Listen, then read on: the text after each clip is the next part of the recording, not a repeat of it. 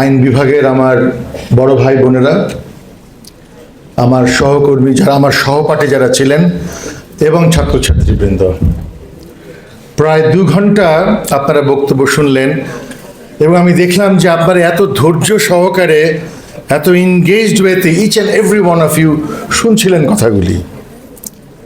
আমার একটা নতুন বোধোদয় হলো যে আইনজীবীরা আসলে কথা শোনে, শুধু বলে না। আমি আগে ভাবতাম বোধহয় শুধু এরা বলে, আসলে অন্য পক্ষকে তারা শোনে, শুনতে তারা অভ্যস্ত, এই জন্য আপনারা এতক্ষণ শুনছিলেন। Thank you. এখন আমি আপনাদেরকে কতক্ষণ কথা বলবো? 10 মিনিট, 5 মিনিট, 10 মিনিটস, মাগরিব পর্যন্ত? ওকে। আমি একটু নস্টালজিক হচ্ছি আসলে।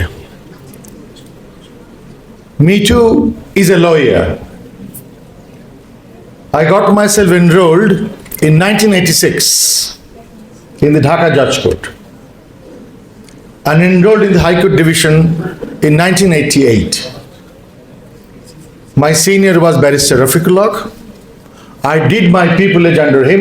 আমি কিন্তু সাইন করা জুনিয়র, পিপলেজ করা junior, both Judge Court and High Court.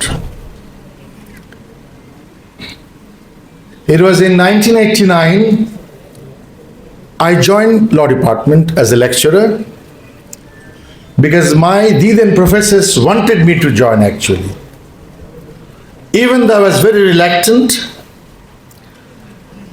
Interview বোর্ডে আমি বললাম যে আমি আসলে বিদেশে চলে যাচ্ছি পড়াশোনা করার জন্য, আমি থাকবো না। তো সেই বোর্ডে ব্যারিস্টার ডক্টর জহির ছিলেন, ব্যারিস্টার শফিক আহমেদ ছিলেন, প্রফেসর কে কামরুদ্দিন ছিলেন, প্রফেসর ইমাজউদ্দিন ছিলেন, প্রফেসর এরশাদুল বারী ছিলেন। তো before professor Ershadul Bari could say something, হয়তো উনি বলতেন ও যেহেতু চলে যাবে ওর ব্যাপারে আমরা বিবেচনা না করাই ভালো, সেই সুযোগটা ডক্টর জহির আর ব্যারিস্টার শফিক দিলেন না। ওনারা বললেন না তুমি জয়েন করবে। আমাকে একটা প্রশ্নও করলেন না ওনারা ইন্টারভিউ বোর্ডে, নট এ সিঙ্গেল কোয়েশ্চেন, তুমি জয়েন করবে, ফিরে এসে তুমি পড়াবে, কোর্টেও যাবে। জহির স্যার যেভাবে কথা বলতেন, দুটোই করবে। দেখো না আমি কোর্টে যাই আবার পড়াই, তুমি এটা করবে। আমি জয়েন করলাম, but I really enjoyed practice. Rafiqullah sir was a fantastic pay master. আল্লাহ ওনাকে বেহেশতে নসিব করুক। আমি যখন 86, 87, 88-এ স্যারের চেম্বারে কাজ করতাম, তখন আমি মাস্টার্সও পড়াশোনা করছিলাম এবং যেহেতু বিদেশে যাব পড়াশোনা করব, অন্যদের তুলনায় আমি একটু কম সময় দিতাম। এবং আমার মনে আছে এখনো যে 1989-এর ফেব্রুয়ারিতে my take home I wouldn't say salary, my take home package was more than 9,000. Rafiqullah sir বেতন দিতেন না, উনি জুনিয়রদেরকে কাজের ভিত্তিতে টাকা দিতেন। এবং সে সময় prevailing rate in big chambers ছিল 3,000 টাকা মাসিক বেতন। বড় বড় চেম্বারে আজকের অনেক বড় বড় আইনজীবী, ইভেন তারা মারাও গেছেন কেউ কেউ, তারাও ওই 3,000 টাকা পেতেন সে সময়। এখন নতুন যারা আইন পেশায় আসবে তারা কিভাবে চলবে, আলোচনা কিন্তু এখানে হয়েছে।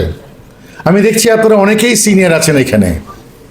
আমি আশা করব আপনারা অনেকেই রফিকুল্লাহ স্যারের মতো সিনিয়র হবেন, কাজ শেখাবেন এবং তার চলার পয়সাটাও দিবেন। আদারওয়াইজ নতুন প্রজন্মের অনেকেই এই পেশাতে আসতে স্বাচ্ছন্দ্য বোধ করবে না। যদি আমরা ভালো আইনজীবী চাই, তাকে নারিশ করতে হবে। আপনারা অনেকেই ডিসঅ্যাপয়েন্টেড, যেহেতু কিছুই জানেন, ওকে টাকা দিব কেন আমি? ওর জানার কথা না, ওর জানার কথা না। যে কথা হাবিব বলছিল যে ইভেন আহসানও বলেছে আমি কিছু শিখে আসিনি ইউনিভার্সিটিতে, আসলে শেখার কথা না। আমি আবারও বলি শেখার কথা না, এটা আমি আজকে আপনাদেরকে ক্লিয়ার করে দিই, কারণ আমি জানি যে আপনারা অনেকেই বিশ্ববিদ্যালয়ের কারিকুলামকে ব্লেম করেন, কেন আমাদেরকে শেখানো হয় না এগুলি। ইউনিভার্সিটিস গুলিতে জুরিসপ্রুডেন্স শেখানো হয়, অর্থাৎ আপনি ওখানে 30-40টা আইন পড়বেন সর্বোচ্চ, এমনভাবে আপনি পড়বেন যাতে আপনি 3000, 4000, 5000 আইন পড়লেই সেটা ব্যাখ্যা করতে পারবেন। ওই স্কিলটা আপনাকে দিবে ইউনিভার্সিটি। ইউনিভার্সিটি আপনাকে ডে টু ডে প্র্যাকটিস শেখাবে না, কোনোভাবেই নয়। আমাদের একটা বিভ্রান্তি কাজ করে, সেটা হলো যে আমাদের যে লিগ্যাল এডুকেশন বা legal curriculum that is based on UK system, but we have actually followed halfway. In England or else কোনো একটি স্টুডেন্ট ল গ্র্যাজুয়েট হওয়ার পরে he is not allowed to practice. তার পিপলেজটা ভিন্ন, তাকে কিন্তু বার পরীক্ষা দিতে হয় অথবা সলিসিটরের পরীক্ষা দিতে হয়। That's a course. ওখানে কিন্তু আপনাকে প্র্যাকটিক্যাল অ্যাসপেক্টসগুলো আলাদা করে শেখানো হবে। 9 মাসের কোর্স, আপনারা অনেকেই করেছেন, আমাদের এখানে সেটা নাই। আমাদের এখানে কি আছে? পিপলেজ উইথ এ সিনিয়র। এবং আপনারা সবাই জানেন যে আমরা কি পিপলেজ করি বা আপনারা কি পিপলেজ করান। Now is the time, the president of the bar is here, supreme bar কাউন্সিলের 2 জন সদস্য এখানে উপস্থিত আছেন। আমি আপনাদেরকে বলবো যে আপনারা বার ভোকেশনাল কোর্স আগে ইন্ট্রোডিউস করেন, let them pass that, then you take the exams, not before, not before. It's high time that we do this. হ্যাঁ, রেজিস্ট্যান্স আসবে, অনেকেই বলবে যে কেন আমাকে আবার 6 মাস বা 9 মাসের কোর্স করে পরীক্ষা দিতে হবে। That's the system, throughout the world এই সিস্টেম আছে। এখন আপনাদেরকে এই জায়গায় যেতে হবে এবং এটি শুরু করা তেমন কঠিন কোনো কাজ নয়। সিলেবাসের জন্য বসবেন কিছুদিন আগে, আপনি সিলেবাস নিয়ে বসবেন কি? পরীক্ষা নেওয়ার জন্য। কি পরীক্ষা নেবেন আপনি? কার পরীক্ষা নেবেন আপনি? তাকে কি আপনি প্রস্তুত করেছেন? করেননি। আপনি এমসিকিউ প্রশ্ন দিবেন, এই গতবার থেকে ঢাকা ইউনিভার্সিটিকে দেওয়া হয়েছে, প্রশ্নের গুণগত মান পরিবর্তন হয়েছে, ছেলেমেয়েরা ওই টেকনিক শিখে যাবে। 2-4 বার পরীক্ষা দিলে ওরাও এটা জানবে কি করে এটা পাশ করতে হয়। এক্সাম একটা টেকনিক, মাইন্ডেড। এক্সাম দিয়ে কিন্তু জ্ঞানটাকে এক্স্যাক্টলি জানা যায় না, অধিকাংশ ক্ষেত্রেই it's a technique to pass. এবং আমাদের যে ইয়াং লয়ার্স যারা পরীক্ষা দিবে, they will find out their ways and means. তো আপনাদেরকে ওদেরকে শেখাতে হবে।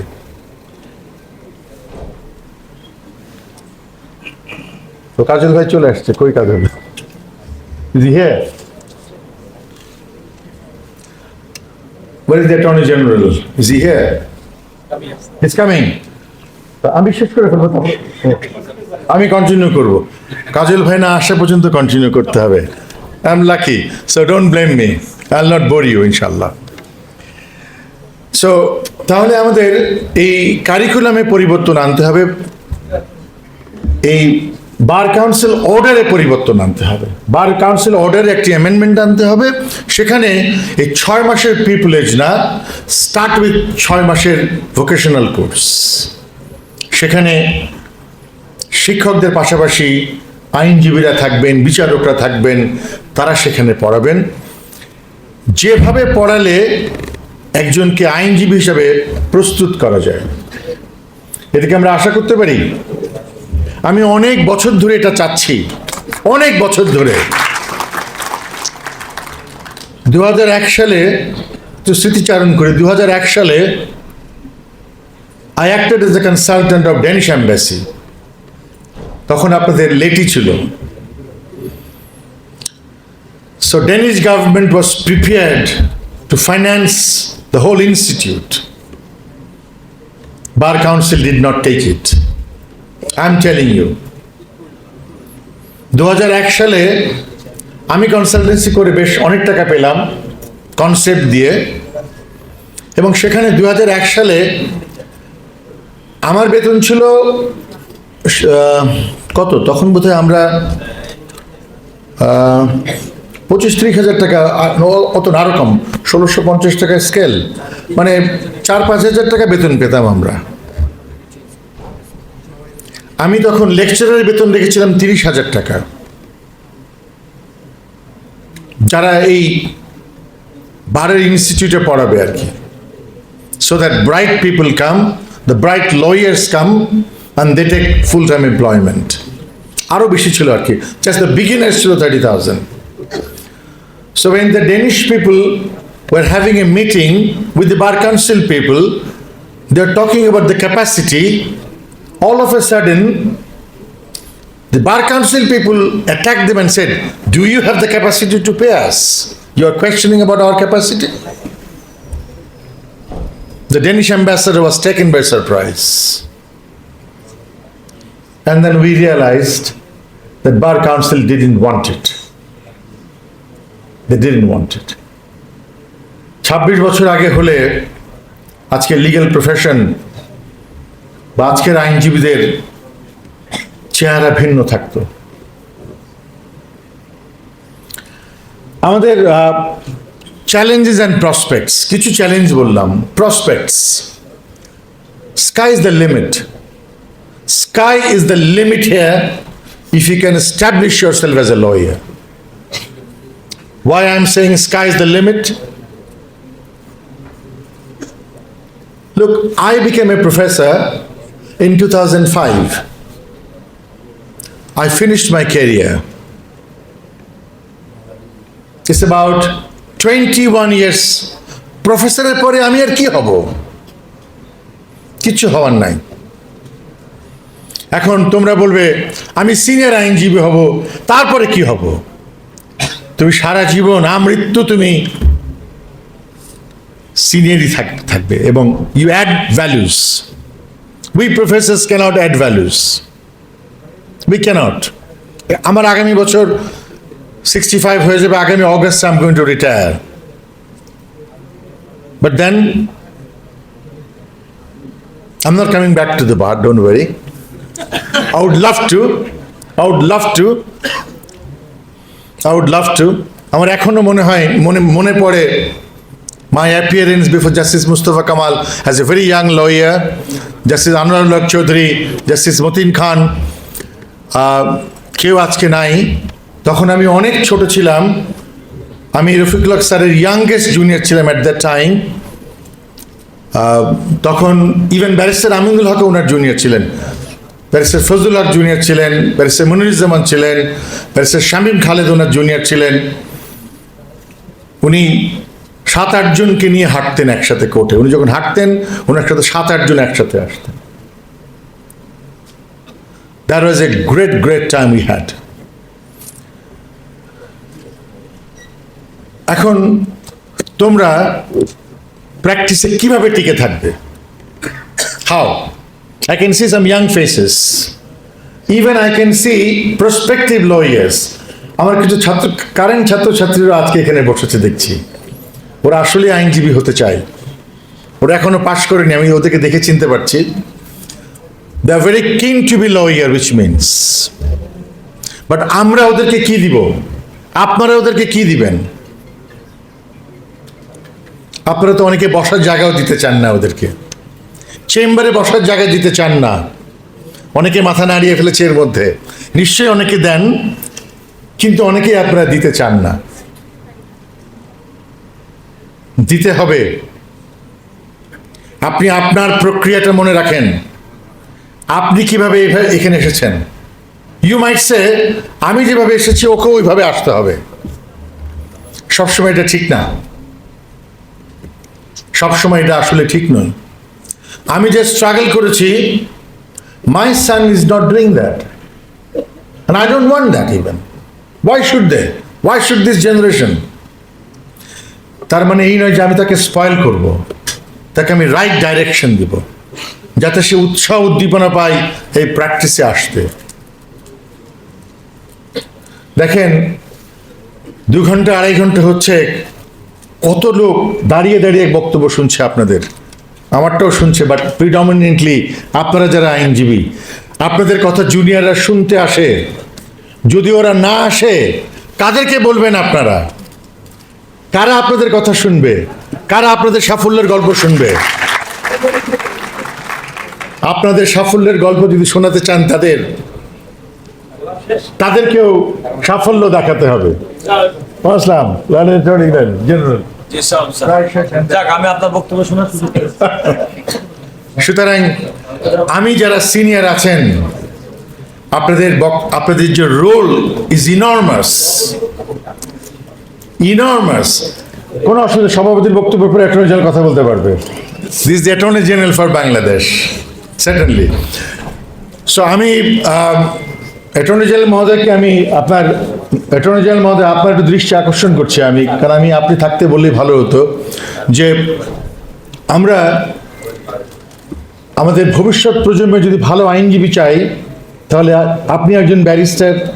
আপনি দেখেছেন যে ইংল্যান্ডে ল গ্রাজুয়েট হলে কিন্তু প্র্যাকটিস করা যায় না, বার ভোকেশনাল কোর্স করতে হয় 9 মাস। আপনি সেটা করেছেন, তারপরে বারে পরীক্ষা দিয়েছেন, তারপরে আইনজীবী হয়েছেন। আমাদেরকে সেটা শুরু করতে হবে এখানে। It's now or never, it's high time. আপনারাও ওই যে কিছুক্ষণ আগে বললাম, তুষ্ট হতে পারেন যে প্রশ্নের প্যাটার্ন চেঞ্জ করছি। শিশির বলল সিলেবাসে বসবো, নতুন সিলেবাস করব, কিচ্ছু হবে না। কে শেখাবে? তাকে শেখাতে হবে তাকে। এবং যদি আপনারা সেটা করতে না পারেন, আপনারা দেখেন যে পেইড পিপলেজ করতে পারেন কিনা। পেইড পিপলেজ অর্থাৎ ডিউরিং দ্য টাইম অফ পিপলেজ যে সমস্ত লয়ার, সব লয়ারকে তো পিপলেজ করাতে হবে না, যে পারবে সেই নিবে। যার প্র্যাকটিস নাই, যার ব্রিফ নাই, সে কেন পিপলেজ করাবে না। সেই পিপলেজ করাবে যে অ্যাফোর্ড করতে পারে, তার নিজেকে অ্যাফোর্ড করতে পারে, তার জুনিয়রকে অ্যাফোর্ড করতে পারে।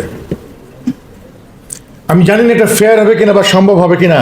যদি সেটা না পারেন, তাহলে bar vocational course is a must. আমি রেসপন্স করবো আপনার কথা, যদি সুযোগ পাই। ইনশাআল্লাহ, সুযোগ তো এক্ষুনি দিয়ে দিচ্ছি, আমার বক্তব্য প্রায় শেষ। আপনারা যদি এই বার ভোকেশনাল কোর্স ইন্ট্রোডিউস করতে চান, আমরা যারা অধ্যাপনায় আছি, আমরা আপনাদেরকে সহজ পথ দেখিয়ে দিতে সর্বাত্মক সহযোগিতা করব। আমাদের বক্তব্য আমি এখনই শেষ করছি। ইনশাআল্লাহ আবার কোনো এক সময়